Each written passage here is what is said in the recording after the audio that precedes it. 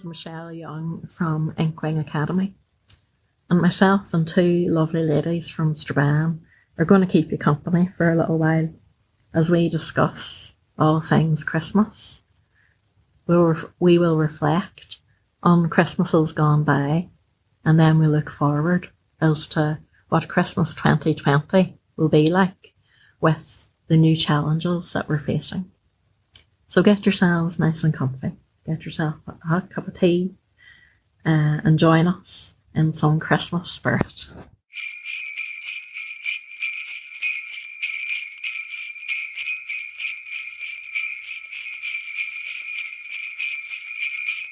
This year has been challenging for us all, each of us collectively, with our own individual challenges, and we've almost been united on that, even though we've been kept apart.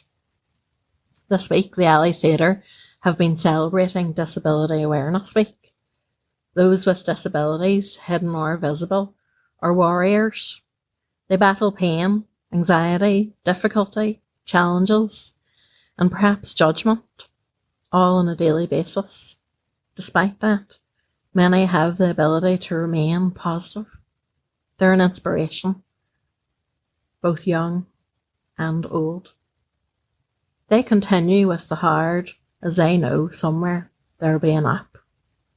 They hold on to hope, the glimmer of hope, a ribbon of hope. They hang on to it tight. They are the most resilient and strong people I know. They put the ability in disability, and many would say that without positivity and the positive support of others, they couldn't keep going. Positivity is key.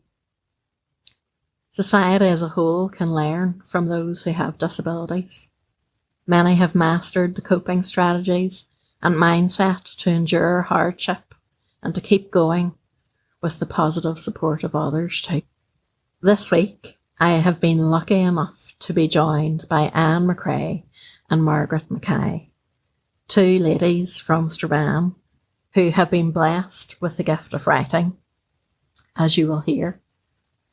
We have written for many years together now, and this week we've been tasked to create a podcast entitled Unwrap Feelings Christmas 2020.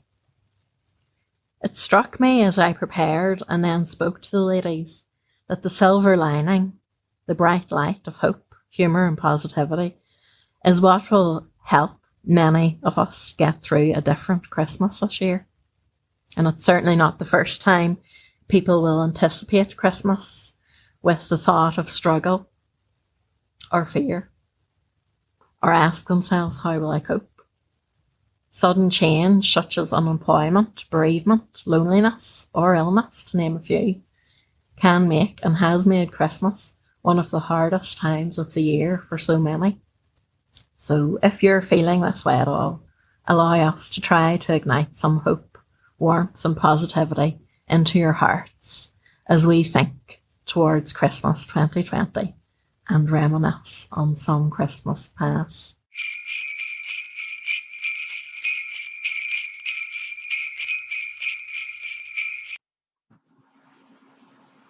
My name is Anne McRae, and I have two poems. The first one is about Christmas and the times that are in it. The second talks about the new year and moving on with hope.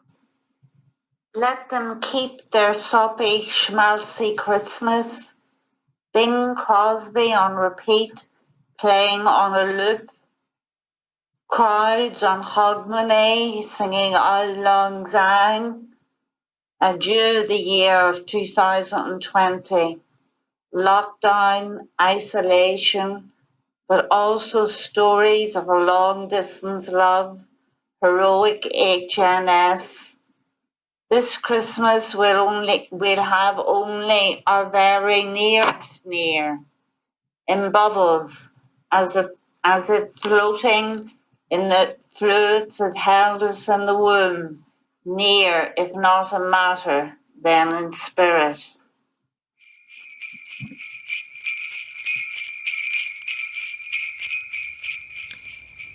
I believe this year that it's the magic of Christmas that will get us through. The magic that we create ourselves kind of comes from within, doesn't it? It could be magic, faith, family, love, friendships, and some of it's going to be digitalized. It could even be the company of the TV and the radio, or indeed the fire that gets you through. But it's November at the moment, and I can already see that the magic of Christmas is alive and well. It seems to be stronger than ever before, almost like that magic and the belief is taking over and wrapping us all in its glittery glow. The magic of Christmas beheld in a child's eyes, wide with wonder and awe. You just see them holding their breath, hearts beating fast, hands clenched with excitement, as the toothless smiles light up the dark. And you know, it's this Christmas spirit that will keep us going and will get us through.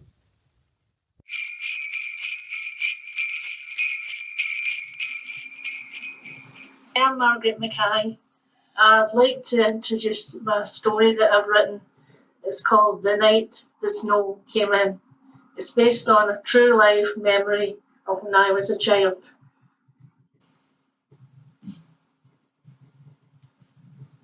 The night the snow came in. Once again, our home was plunged into blackness, courtesy of the electricity strikers in the 70s. We didn't complain.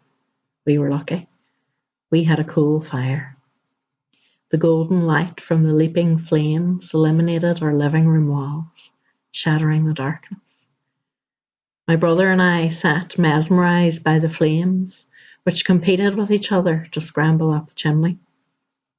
Meanwhile, a saucepan of milk bubbled as it nestled among the glowing coal, which threw warmth to all assembled around the hearth. Daddy in his wheelchair was to the left of the hearth, Mum in her armchair to the right, and John and I sprawled on the fireside rug, dressed in our pippity pyjamas. Thanks to pippity parties, a new sensation sweeping through the neighbours' houses with alarming regularity, John and I, aged 6 and 8 respectively, were the proud owners of blue and white and purple and white striped brushed nylon pyjamas, as were most of the children in our street. We huddled around the fire for warmth and to watch our supper cooking. Supper was going to be panadee, a Gaelic term Mum used for a bowl of bread broken into pieces, topped with sugar and warm milk. The mere smell of the milk bubbling would start our mouths watering, and the sight of my mum sprinkling the sugar granules like diamonds onto our bread had us bobbing up and down impatiently for the milk to come to the boil. At last the milk would boil, and the smell of the hot milk drenching the sweetened bread would seep into air that almost penetrate the walls. We ate our supper contentedly in front of our glowing fire and felt warm inside and out, thinking life could not get any better. But it did. Suddenly, John let out a piercing yelp from the kitchen as he put his empty bowl into the sink. "Quick, quick," he exclaimed. "It's snowing, Mammy." I sprinted into the kitchen and helped John to slide back the bolt, turn the key in the lock, and we opened the big, heavy wooden back door. We couldn't believe our eyes. The grass in our back garden was gone, replaced instead with a massive white snow tablecloth.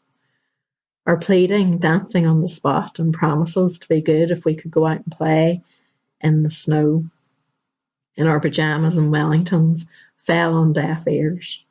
"Do you want your death of cold?" shrieked my mum as we were shooed back inside to the heat of the living room. So we did what we always did when Mum said no. We asked Daddy. "Please, please," we whined in unison. We'll be good, Daddy. Honest, we will. Daddy always worked out a solution to everything. He looked at me, then John, and slowly licked the corner of his lip. A sure sign he was going to smile. He turned to my mother and reasoned. Sure, bring the weans in a drop of snow in a basin, and they can play with it in here. The man was a genius. We could play with the snow, be safe from pneumonia, and he would be able to see us play, as he could not go outside in the snow. Mum dutifully pulled on her beige Wellingtons and made the first of many trips that night to bring in the snow in the basin. We squealed and danced with delight as it came in. Inevitably, the snow melted quite quickly, but Mum marched undaunted into the cold back garden repeatedly, refilling the basin with new batches of snow until her hands tingled so much from the cold snow and the heat from the fire that we could no longer play. That night, as I lay tucked up underneath a mountain of cosy blankets and flannelette sheets, I remember feeling so happy and loved by my parents. The evening cost nothing, but it was worth more than gold. I still smile now at the memory of the night the snow came in. By Margaret Mackay.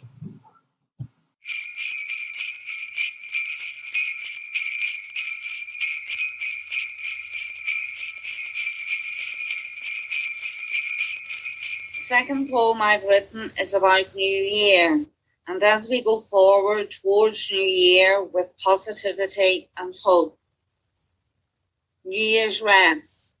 From the recess of time's cupboard, I pull out a string of clutter all unravelling, a poem lying long discarded, a top hat just right for circus, a dear diary for me only, a letter signed with hugs and kisses, the Christmas present down for artful recycling. They tumble down the clothes and fragments. I ride the waterfall of memory, not quite yet shipwrecked, stepping forward to greet the new. Thank you, Anne. That is absolutely gorgeous. Allow us to inspire you. In order to do that, I want you to make a wish for yourself. What one or two things will you put in place this year to allow you to go easy on yourself and to see the silver lining this Christmas? What one thing can you attempt to do and try to do to make things easier and to create a Christmas with a difference that you may indeed begin to look forward to? It might be as simple as going for a plan on a walk, having a nice bath on Christmas Eve night. Whatever it is, whatever helps you relax, whatever helps you hang on to the bright light of hope and to bring that into your day, you do that. And it could indeed be picking up your phone or your Zoom on the laptop and letting others in.